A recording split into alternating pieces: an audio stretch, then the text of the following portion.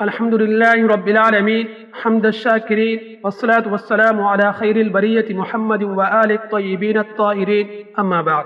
أحوال الأب.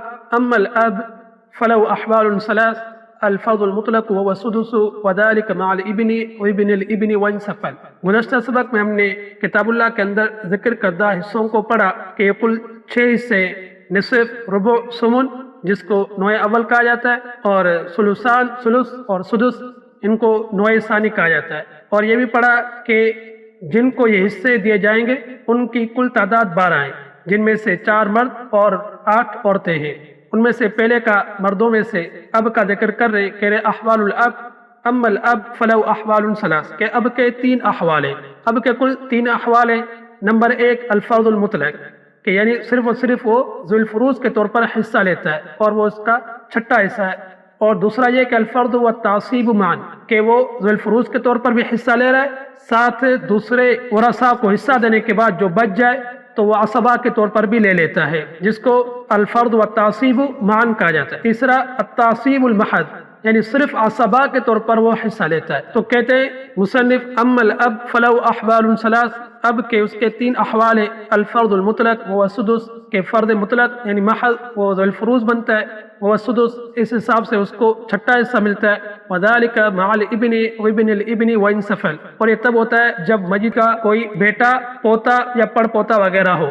یاد رکھیں کہ یہاں جو بھی نام ذکر کیے جا رہے ہیں باپ کا یا بیٹے کا، اس سب کی نسبت میت کے حساب سے کہ یہ میت کا والد یا میت کا بیٹا.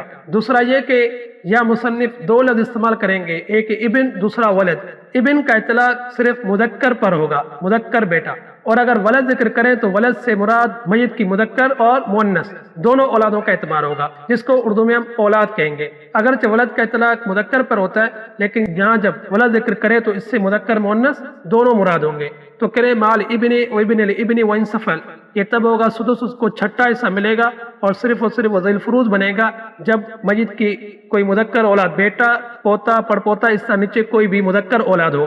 والفرض والتعصیب معا، اور ذو الفروض بھی بنتا ہے اور اس ساتھ یہ کہ وہ عصبہ بھی بنتا ہے. وذالک مع الابنۃ اور بنت الابن وان سفلت، یہ تب ہوتا ہے جب میت کی کوئی مؤنث اولاد ہو، جیسے بیٹی، پوتی، پڑ پوتی. اس طرح اس صورت میں سب سے پہلے اس کو چھٹا حصہ ملے گا اور پھر دوسروں کو حصہ دینے کے بعد جو بچ جائے تو عصبہ کے طور پر والد لے لے گا.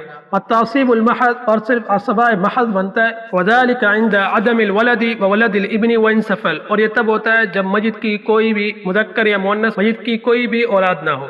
یا ولد ذکر کیا، یہاں اس سے میت کا کوئی بیٹا یا بیٹی یا پوتا یا پوتی کوئی بھی نہ ہو. تو اس صورت میں والد صرف عصبہ محض بنتا ہے، یعنی بقیہ ورثاء کو حصہ دینے کے بعد اگر اس کے ساتھ کوئی اور وارث ہے جس طرح کے زوج یا زوجہ ہے تو ان کو حصہ دینے کے بعد جو بھی مال بچے گا وہ سارا کا سارا مال والد لے لے گا.